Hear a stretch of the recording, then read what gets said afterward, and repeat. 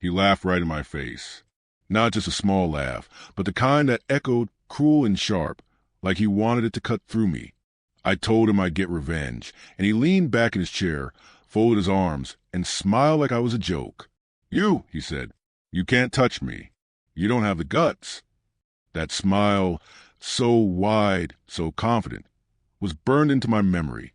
But when I finally made my move, when the truth came crashing down like fire from the sky, his smile vanished.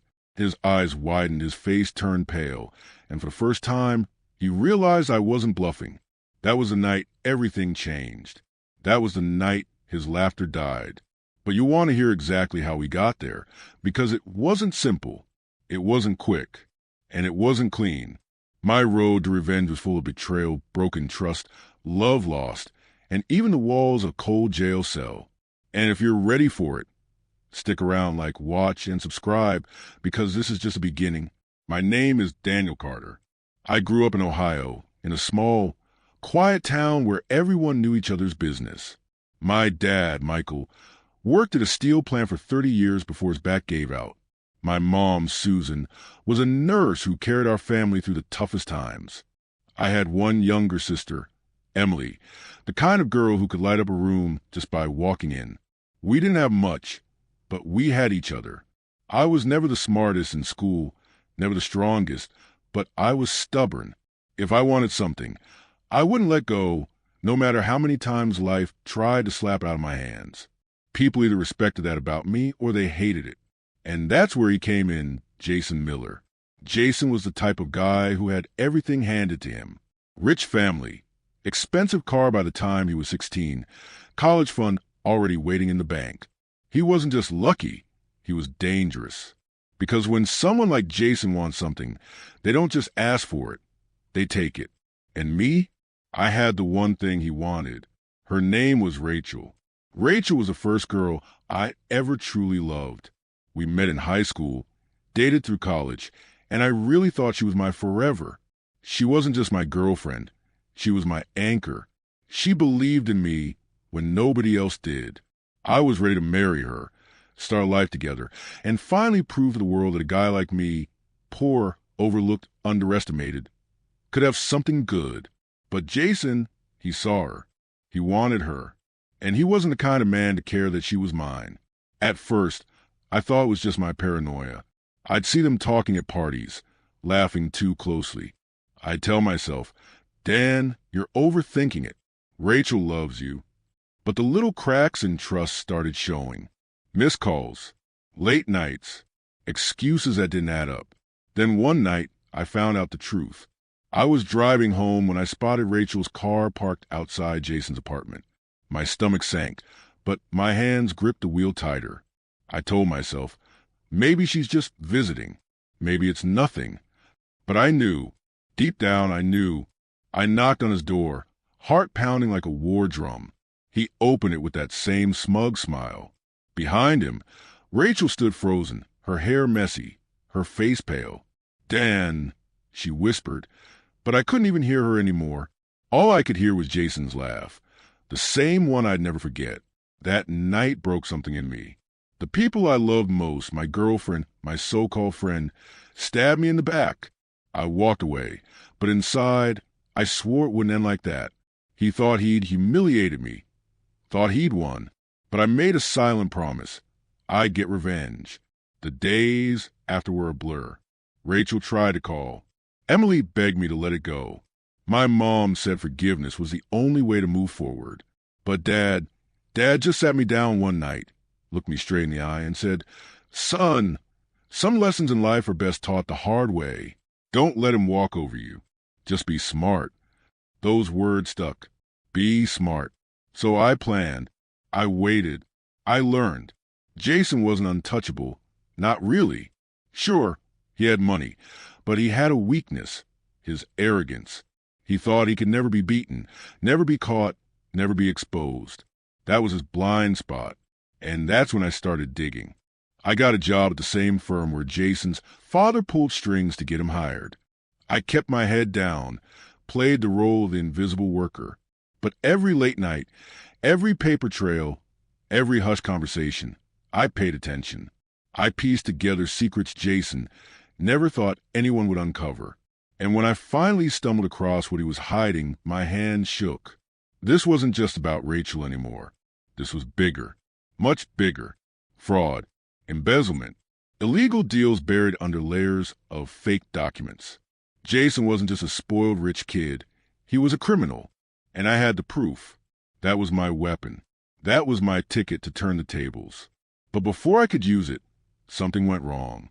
I was heading home one night, clutching a flash drive in my pocket, when the flashing red and blue lights lit up behind me. My heart sank. The cop walked up, and within minutes, I was in handcuffs. They said I was under arrest. For what? For theft, for fraud, for crimes I didn't commit. Jason had beaten me to it. And that's how I ended up sitting in a cold jail cell, staring at the cracks in the wall, wondering how the hell I was going to prove my innocence when a man I swore I'd destroy had just flipped the script. The guards walked by, whispering. My cellmate leaned back, grinning at me with broken teeth. And all I could think was, Jason's laughing again. But not for long, because I still had one card left to play. The sound of that jail cell door slamming shut is something I'll never forget. It wasn't just metal hitting metal. It was like the world itself locking me in, trapping me in a nightmare I couldn't wake from. My stomach twisted, my chest burned, and all I could see in my mind was Jason's smirk. He had set me up, and he was probably out there celebrating, thinking he'd buried me for good. I sat on the thin, dirty mattress, staring at the cracks on the wall. My cellmate, a tall, wiry man with scars across his knuckles, eyed me like fresh meat. "First time?" he asked with a grin that showed more gaps than teeth. "Yeah," I muttered. He chuckled. "You'll get used to it. Or you won't." I didn't reply. My mind was too busy racing. How had Jason managed this? I had the evidence against him. But somehow, he flipped it around and pinned the crimes on me. He was clever. I had to give him that. But this wasn't over. Not by a long shot. That night, lying awake in the dark, I thought about my family. My mom, her soft voice telling me to always choose forgiveness. My dad, telling me to be smart. Emily, my little sister, probably crying her eyes out, terrified for me. The shame hit me harder than the cold air in that cell. I wasn't just fighting for myself anymore. I was fighting for them, too. The next morning, they hauled me into court. The prosecutor painted me like some mastermind thief who had siphoned money from clients, cooked the books, and tried to cover my tracks. I sat there, powerless, while Jason sat in the back row, dressed sharp as ever, pretending he didn't know me. But his eyes met mine for just a second, and he smiled. That same smile. It felt like poison. Rachel showed up too. She didn't look at me at first, but when she finally did, her eyes were swollen, red from crying. Guilt? Regret? I didn't know. All I knew was she sat beside Jason, and that broke something deeper inside me. The judge denied me bail. Too much evidence against him, the prosecutor argued. Evidence Jason had planted, no doubt. My attorney, a state-appointed one I didn't trust, told me quietly, "You'll be lucky if you don't get 20 years. 20 years. I felt my world collapse. But then, in that moment, a thought sparked inside me. If Jason wanted me buried for life, it meant he was scared. Scared of what I had. That flash drive, the one piece of proof I had gathered, was still out there. I had hidden it well, and Jason hadn't found it yet. If I could get word to the right person, I still had a chance. Back in jail, I started talking to my cellmate. His name was Marcus. He'd been in and out of prison his whole life, mostly for fighting and theft. He wasn't someone I'd trust on the outside, but in here, he was the only ally I had. One night, as we sat in the dim glow of the hallway lights, I told him part of the truth. Not everything, just enough. That I'd been framed. That someone powerful wanted me silenced. Marcus leaned in, his voice low. "If you got dirt on someone like that, you need to play it smart. You can't just fight him head on. You gotta use people. Connections. Everybody's got a weakness." That stuck with me. Jason had framed me, sure, but if I could survive this hell, I could still use his arrogance against him. Days turned into weeks. I kept my head down, tried not to make enemies. But inside, the fire burned hotter. Every meal, every insult from guards, every hour wasted in that cage, it all added to the storm building inside me. Then came the breaking point. One afternoon, the warden called my name. I followed 2 guards down a long hall, expecting maybe a lawyer visit. Instead, they shoved me into a small room. Sitting there, waiting, was Rachel. Her eyes were bloodshot, her hands trembling. "Dan," she whispered as the guards closed the door. I froze. "What are you doing here?" I had to see you. I didn't know Jason would take it this far. I thought he just wanted to scare you." I clenched my fists. "Scare me? He's trying to bury me alive, Rachel. And you—" My voice cracked, anger flooding every word. "You chose him." Tears slid down her cheeks. "I made a mistake. I was stupid. He promised me things I thought I wanted, but you were right about him. He's dangerous. And if you don't stop him, he's going to hurt more people." I leaned forward, searching her face. Was she lying? Playing Jason's game? Or was this real guilt? Then she slipped a folded note across the table. "I found this. I had to steal it from his desk when he wasn't looking. Don't ask me why I still care, but I do." I opened it carefully, my hand shaking. Inside was a list of names, dates, and amounts. Proof of Jason's dealings. Not everything, but enough to point someone in the right direction. For the first time in weeks, I felt hope. But then the door burst open. The guards stormed in, yanking Rachel away. One of them grabbed the note from my hands before I could hide it. "Contraband," he barked. "You're in deeper trouble now, Carter." As they dragged her out, Rachel screamed, "Don't give up, Dan. Don't let him win." The guards shoved me back into my cell. My blood boiled, my heart pounding out of my chest. Jason had eyes everywhere. He wasn't just laughing from the outside anymore. He was reaching in, trying to crush me where I stood. But that note, even if they took it, proved something. Jason was sloppy. He thought he was untouchable, but he wasn't. Not anymore. I sat back on the mattress, fists clenched, whispering to myself in the dark. "You laughed once, Jason, but when I walk out of here, you'll never laugh again." The next morning, chaos erupted in the prison. An inmate had been stabbed in the cafeteria. Guards scrambled, sirens blared, and for the first time since I was locked up, I saw a crack in the system, a way out. And that was when I made my choice. If I stayed here, Jason would win. If I got out, I still had a chance. So when the fight spread into the hallways and guards rushed to control the chaos, I moved. And in that moment, everything changed. The prison cafeteria was chaos. Alarms blared, inmates shouted, fists flew, and guards wrestled men to the ground. In the middle of it all, I saw my chance, the kind of opening you only get once. Marcus shoved me hard, whispering, "Go!" before swinging at another inmate to keep the guards distracted. I didn't even look back. My heart thundered as I slipped past the overturned tables, ducked into a hallway, and bolted. Every step echoed against the concrete floor. My hands shook, my lungs burned, but I couldn't stop.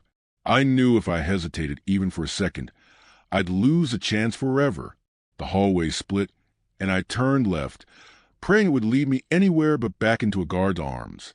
I crashed through a metal door and found myself in the laundry room. Machines roared, steam hissed, and inmates in gray uniforms froze, staring at me. Laundry cart. I hissed to myself, scanning the room, and then I saw it, a large cart filled with sheets and uniforms. I dove in, burying myself under the fabric just as 2 guards stormed in. "Check the room," one barked. I held my breath, my body stiff. My heartbeat felt so loud, I was sure they could hear it. One of the guards kicked the cart, and the wheels creaked, but they moved on. When the room cleared, I slowly pushed the lid open. My chest heaved, but a grin crept onto my face. I wasn't free yet, but I was closer. That's when Marcus's voice rang in my head. "Use people, connections. Everybody's got a weakness." If I wanted to bring Jason down, I couldn't just run. I needed leverage, and I knew exactly where to find it. The laundry deliveries left the prison twice a week. If I could get onto that truck, I could vanish into city. From there, I tracked down someone I still trusted, someone Jason didn't have his claws in yet. Emily. My sister had always believed in me. She was smart, tougher than people gave her credit for. If I could get to her, I could pass on what I knew, get the flash drive I'd hidden before my arrest, and finally start turning the tables. Hours later, when the delivery crew rolled the carts into the truck, I stayed buried under the fabric, barely breathing. The truck rumbled to life, and I felt the vibrations beneath me as we rolled out the gates. For the first time since my arrest, I was outside. I waited until the truck slowed at a red light before I threw the lid off, leapt out, and landed hard on the pavement. My knees scraped, my palms stung, but none of it mattered. I was free. I pulled the hood of a discarded sweatshirt over my head and slipped into the crowd of the city. The world felt too big, too loud after weeks inside a cell, but I kept moving. Every face I passed, I expected to recognize me. Every siren in the distance felt like it was for me. Finally, after what felt like hours of ducking down alleys and keeping my head low, I made it to Emily's apartment. My hands trembled as I knocked. The door opened slowly, and there she was, my little sister, eyes wide, hand fly in her mouth. "Danny," she whispered, pulling me inside. I wrapped her in a hug, the kind you don't ever want to let go of. But before I could even explain, her face hardened. "They said you escaped. The news is everywhere. Jason's using it to make you look guilty." Of course he was. Jason never missed a chance to twist a knife.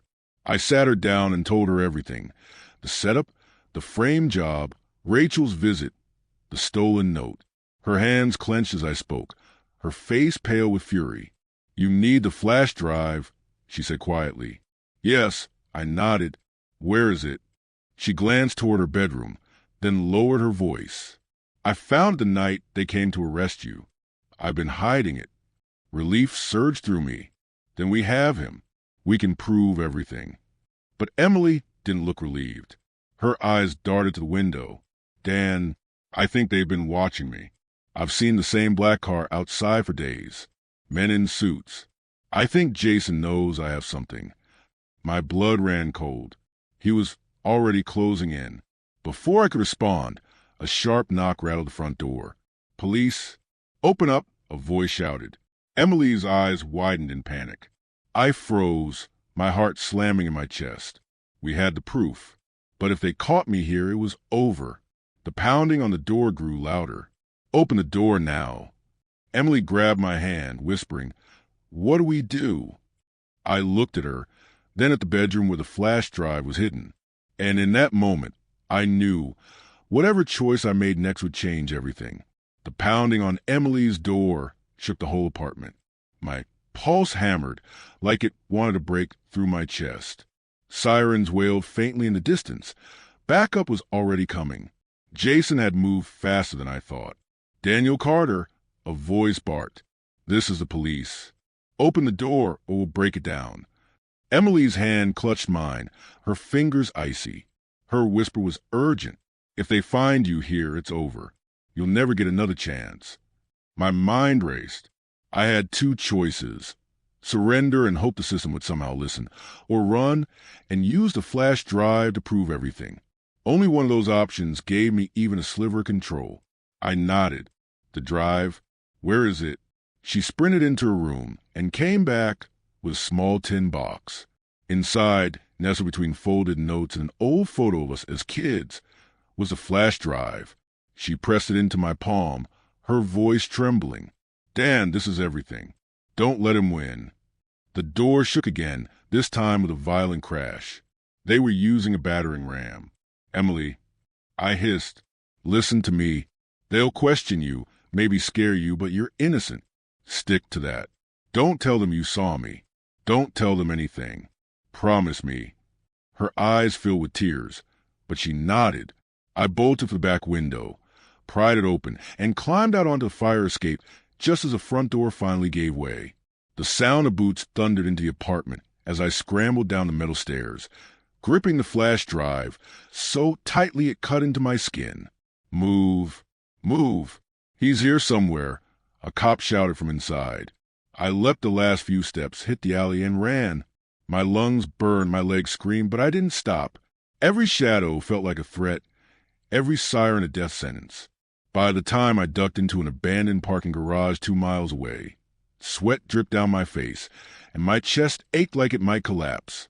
I leaned against a pillar, clutching the flash drive like it was life itself. But having it wasn't enough. I had to use it. I thought about who I could trust. Not the police. They were already dancing to Jason's tune. Not Rachel. Her loyalty was shattered. Not even most of my old friends. Jason's money reached too far. Then it hit me. Journalism. There was one person I knew who hated corruption more than anything. Mark Reynolds. He used to write for the local paper back when Jason's family tried to buy it out. Mark had quit in protest, calling them leeches feeding on power. Last I heard, he was freelancing, desperate for a story big enough to put his name back in lights. If anyone would risk going against Jason, it was Mark. The next day, I found a payphone and dialed his old number. My voice cracked when he answered. "Mark, it's Dan Carter. Don't hang up. I've got proof, real proof, that Jason Miller is running one of the biggest fraud schemes you've ever seen." Silence, then a slow, skeptical laugh. "Dan Carter? The thief who made headlines? Why should I believe you?" "Because I can hand you the story of your life." I snapped. "But if you hang up, Jason wins. And you know I'm right about him." There was a pause. Then his voice dropped lower. "Meet me tonight. 10 o'clock. Old train yard." I hung up, my heart pounding. Maybe, just maybe, I had found my way forward. But nothing ever goes as planned.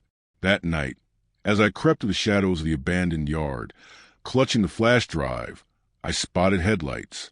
A black car rolled slowly along the gravel, its windows tinted. My stomach dropped. Jason's men. I ducked behind a rusted freight car, pressing myself flat against the metal as the car idled nearby. My hand shook so badly I almost dropped the drive. Then footsteps. Heavy, steady, moving closer. I spun around, expecting Jason's men to drag me out. But instead, it was Mark, his face pale, his eyes darting nervously. "Dan, you here?" Relief surged through me until I noticed a second set of footsteps behind him. Jason himself stepped out of the shadows. Clean suit, smug grin, the same one he'd worn that night at his apartment. My blood froze. Well, he said smoothly. "I knew you'd come crawling out eventually. And here you are like a rat sniffing for crumbs." Mark's face shifted with guilt. My stomach twisted. He hadn't been bait, I had. Jason's smile widened as two of his men appeared from the car, closing in on me. The flash drive burned in my hand. This was it. The moment everything balanced on. Do I run, fight, or use the one piece of proof I have, even if it risks everything? The night air was thick with tension. Jason's smile glowed in the dark. And I realized I wasn't walking away from this without blood. The gravel crunched beneath Jason's polished shoes as he stepped closer, his men fanning out to block every escape. His grin was the same one that had haunted me since the beginning. Mocking, confident, untouchable. "You really thought you could beat me, Dan?" Jason's voice was calm, almost casual. "You've always been predictable. That's why you'll always lose." Mark stood off to the side, his face pale and twisted with guilt. He couldn't meet my eyes. He'd sold me out. "Hand it over," Jason said, nodding to the flash drive in my hand. "And maybe, just maybe, I'll let you live long enough to rot in a cell where you belong." I tightened my grip on the drive, my mind racing. If I gave it up, everything I'd suffered, Rachel's betrayal, the jail time, the humiliation, would mean nothing. But if I didn't, I might not survive the night. I forced a shaky smile. "Funny thing, Jason, you always think you're the smartest guy in the room. But sometimes the rat learns the traps." Jason's smile faltered, just a fraction. I moved fast. I hurled the flash drive as hard as I could across the yard. It clattered against the metal of a freight car and skidded into the shadows. Jason's men lunged after it, splitting up in confusion. And in that split second, I charged Jason. We slammed into gravel, fists flying. His smug face twisted with rage as I landed a punch that split his lip. For the first time, I saw fear flicker in his eyes. He wasn't used to anyone fighting back. But Jason was stronger than he looked. He shoved me hard, sending me sprawling onto my back. His boot came down toward my throat. I rolled just in time, the gravel scraping my skin. "Kill him," Jason shouted. One of his men drew a gun. The metallic click echoed in the night air like thunder. But before he could fire, a new sound split the chaos. Sirens. Bright red and blue lights flooded the yard. Police. Everyone froze. Jason's eyes widened. The squad cars screeched to a halt. Doors flying open. Officers poured out, guns drawn. "Drop your weapons," one shouted. Jason's men scattered like cockroaches, but Jason stood frozen, his jaw tight, his suit dirty from our fight. He shot me a glare so full of venom it could have cut glass. Then, slowly, he raised his hands. Two officers rushed forward, slamming him against a car and snapping cuffs on his wrists. Jason Miller, the untouchable golden boy, was finally being dragged away in handcuffs. I staggered to my feet, my chest heaving. One officer grabbed my arm. "Carter, you're under arrest." But then another voice cut through the noise. "Wait!" It was Rachel. She stumbled out from the shadows, holding something in her hand. The flash drive. She looked at me, then at the cops, her voice steady despite the fear in her eyes. "That drive is everything. Proof that Jason framed him. Proof of all the money he stole. You have to see it." The officers hesitated. The lead detective took the drive, studying Rachel's tear-streaked face. Then me. Jason was screaming now, thrashing against the cuffs. "She's lying. They're both lying. Don't listen to them." But for the first time, nobody was listening to him. They hauled him into the back of a squad car, his shouts muffled as the door slammed shut. I stood there in the flashing lights, my body shaking from exhaustion, anger, and something else I hadn't felt in a long time. Hope. Rachel walked up to me slowly, her eyes searching mine. "Dan, I'm sorry for everything. I should have stood by you from the beginning." I didn't answer. My heart was too heavy, my trust too broken. But deep down, I knew the war wasn't over. Because Jason might have been in cuffs, but men like him didn't go down easy. And as the sirens faded into the night, I realized one chilling truth. The smile on his face when they dragged him away, it wasn't gone. It had changed. It was smaller, sharper, like he still had one last card to play. The courthouse was packed. Cameras flashed, reporters shouted questions, and the world watched as Jason Miller, once the golden boy of the city, stood trial. I sat at the defense table, no longer the accused but the witness. The flash drive Rachel had recovered tore his empire apart. Bank transfers, shell companies, names of people he bribed. The evidence was undeniable. But Jason didn't flinch. He sat tall, suit pressed, smirk tugging at the corner of his lips. Even in chains, he looked like a man who believed he couldn't lose. The prosecutor laid out the case piece by piece. Witnesses testified. Bank records were projected on screens. Rachel took the stand, her voice breaking as she admitted her role in covering for him, her guilt heavy but her words cutting straight through Jason's lies. Then it was my turn. I walked up slowly, every step heavy with the weight of the years he'd stolen from me. The judge's eyes were on me, the jury leaning forward. "Mr. Carter," the prosecutor began, "you told investigators you've been framed by Mr. Miller. Can you tell the jury, in your own words, what happened?" I looked straight at Jason. His smirk widened, daring me. So I told him everything. The betrayal, the setup, the jail cell, the night at the train yard. Every word spilled out like fire, each detail sharper than a blade. The courtroom was silent, every ear straining to catch the story. When I finished, I leaned forward and said the words I'd been carrying for months. He laughed when I said I'd get revenge. He laughed because he thought I was too small, too weak. But his smile vanished when the truth came out. The jury's eyes flickered. Jason's smirk cracked, just for a second. For weeks, the trial dragged on. Evidence piled higher. Jason's lawyers tried every trick, stalling, blaming others, twisting words. But the flash drive was ironclad. His empire crumbled piece by piece, until finally, the jury returned with a verdict. Guilty. The word echoed through the courtroom like thunder. Jason Miller was sentenced to 25 years in federal prison, his fortune seized, his reputation destroyed. Reporters swarmed, headlines blared, and for the first time since this nightmare began, I felt like I could breathe. But the victory wasn't sweet. It was hollow. Rachel tried to make amends, but trust once broken doesn't stitch back together so easily. My mom cried with relief, my dad nodded with quiet pride, and Emily, she held me the tightest, whispering, "You did it, Danny. You finally did it." Yet at night, I'd still see his face. That smirk, that cold, calculating look he gave me even as the guards dragged him away. The day he was sentenced, as they let him out in cuffs, Jason turned his head just enough for only me to hear, "This isn't over." It sent a chill straight through me. But I smiled back this time, a smile carved out of fire and scars. Neither is my revenge. And for the first time in years, I knew one thing for sure. I wasn't the same man he once laughed at. I was the man who took everything back.